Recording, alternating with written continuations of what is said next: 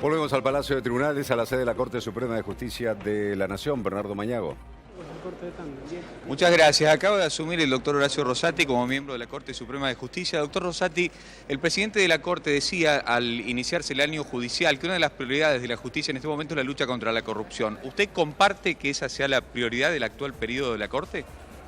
Totalmente, totalmente. Además creo que la justicia está en deuda con la sociedad. Y es una deuda que hay que saldarla con un trabajo conjunto con los otros poderes del Estado para estar a la altura de las expectativas sociales. De modo que por supuesto que comparto que el tema del combate a la corrupción y en lo que hace a la justicia la no impunidad es fundamental. ¿Caiga quien caiga, doctor? Por supuesto, sí, desde ya. Desde ya quienes conocen los antecedentes de cada uno sabrán que esto inexorablemente es así, porque si no se genera la desconfianza de la población y yo creo que la población no tiene confianza, es la verdad, en los poderes del Estado en términos generales y en el Poder Judicial creo que tiene que recobrar y mucho la confianza de la sociedad. En su momento, doctor, y esto se lo pregunto, se habló de la renuncia de Vélez y se habló mucho también de su renuncia como ministro de Justicia. Quizás es un buen momento para clarificar un asunto que hoy está en boga, que es el tema de la obra pública en la República Argentina.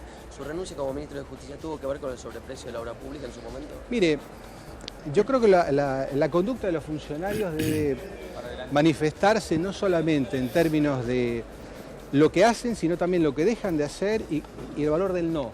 Muchas veces uno tiene que plantarse y decir no frente a algo que le parece que no es lo que corresponde. En ese caso, bueno, yo dije no, esa situación.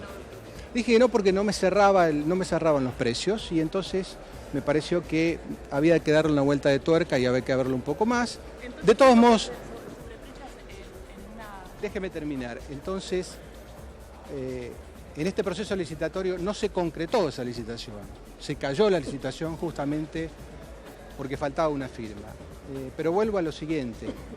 Hay que valorizar el no de los funcionarios. Muchas veces uno tiene que decir que no, muchas veces uno tiene que decir que no a ofrecimientos de cargos públicos. Yo muchas veces he dicho que no a encabezar una lista de diputados nacionales, porque uno tiene que saber lo que puede dar, hasta dónde puede llegar, ¿verdad? ¿Estaba López metido ahí, doctor? ¿Estaba en esa historia? No, digamos, los funcionarios que estaban son los que se registran en esa época, sí. La Secretaría de Obras Públicas estaba a su nombre. No quiero hacer nombres propios porque probablemente alguno de estos casos pueda llegar a la Corte y yo de ninguna manera puedo prejuzgar y menos aún colocarme profeso en una situación de prejuzgamiento, ¿no? ¿Doctor lo hizo en ese momento? ¿Se arrepintió después?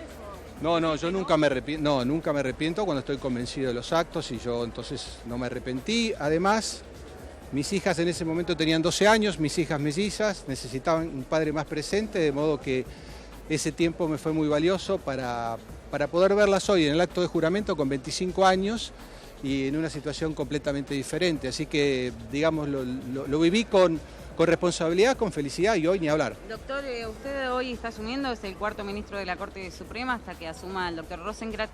¿Cómo ve el tema de ganancias por parte de los jueces? Bueno, yo ya me expedí sobre eso, porque fui con juez de la Corte y en un caso que debimos fallar, los conjueces son los que reemplazan a los jueces, ¿no es cierto?, cuando ellos no pueden actuar porque tienen alguna situación de incompatibilidad.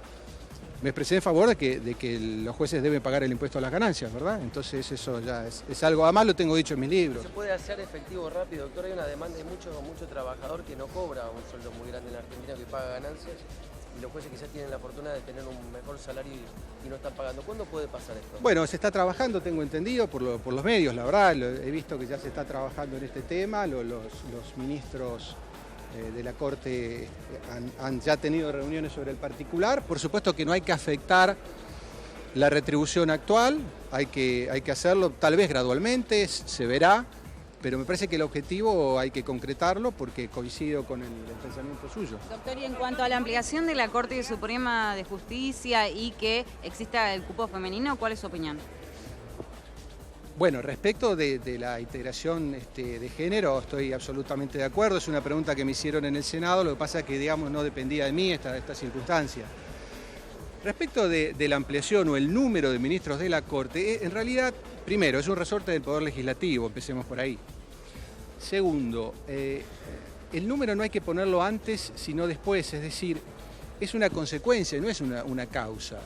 Hay que ver qué tipo de corte se quiere, cómo va a asumir las competencias que a veces tiene legislativamente, si es constitucional o no dividirla en salas, etcétera, etcétera, etcétera. Esto requiere un debate profundo y el debate profundo tiene que darse en el Congreso de la Nación.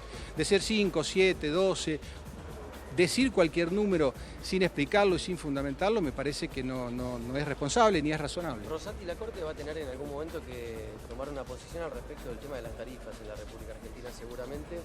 ¿Qué opinión tiene al respecto? ¿Cómo siente esto que está viviendo la gente hoy en día con el tema de los aumentos de tarifas? Mire, la vamos a tener que tomar al corto plazo, así que yo no me puedo anticipar sobre eso porque ¿Pero le preocupa, digo? Es un tema, por supuesto, todos los temas que llegan a la Corte son de preocupación pública, pero ahí hay un tema, incluso hay un tema de admisibilidad, que si es competente o no la Corte para asumir este tema o no, que es el que está dando vueltas, y yo creo que la Corte va a tomar una definición en muy pocos días sobre el particular. Así que no puedo expresar el sentido de lo que pienso ni de mi voto, entre otros motivos porque acabo de asumir y tengo que ver el expediente en profundidad.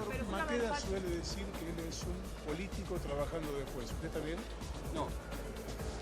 Yo he desarrollado las dos actividades en mi vida, la actividad académica de toda la vida, ¿no es cierto? Y la actividad política ocasionalmente. He sido intendente de mi ciudad, he sido secretario general de la Gobernación, he sido procurador del Tesoro, he sido ministro de Justicia, pero siempre he dado clase en la facultad y en la universidad, ¿no es cierto? Así que yo creo que uno trata de vincular teoría y práctica, ¿no? Y que no es fácil, pero es mi caso. Se hablaba, doctor, en épocas del kirchnerismo de una justicia que vivió asfixiada. ¿Qué tipo de rol va a cumplir la justicia y si va a ser verdaderamente independiente del Poder Ejecutivo Nacional? Las herramientas para que los jueces sean independientes de los poderes ejecutivos siempre están en la Constitución. También hay que honrar los instrumentos que la Constitución coloca en cabeza de los jueces. Por ejemplo, la inamovilidad, la intangibilidad de las remuneraciones. Es decir, que los jueces también tienen que hacer valer esas atribuciones. Pero las atribuciones y las inmunidades están en la propia Constitución, de modo que están dadas las garantías para que evidentemente los jueces se manejen con absoluta tranquilidad. Gracias, doctor. El nuevo ministro de la Corte Suprema acaba de asumir, Horacio Rosati. Muy bien, Horacio Rosati es un hombre de la provincia de Santa Fe, se recibió así de abogado escribano en la Universidad Nacional del Litoral, fue convencional constituyente por la reforma de la Constitución Nacional por la provincia de Santa Fe en 1994. Entre el 95 y el 99 Rosati fue intendente de Santa Fe, luego en el año 2013 es procurador del Tesoro de la Nación, entre 2004 y 2005 fue ministro de Justicia y es allí donde tomó más notoriedad su nombre, su función, porque renunció cuando le presentaron un plan de construcción de cárceles en la Argentina y él vio allí que había unos sobreprecios que llamaban la atención en la construcción de esas cárceles, entonces renunció a su cargo. Ahora propuesto por el gobierno Mauricio Macri, fue aprobado su pliego en el Senado de la Nación y hoy se transforma en el cuarto ministro de la Corte Suprema de Justicia de la Nación.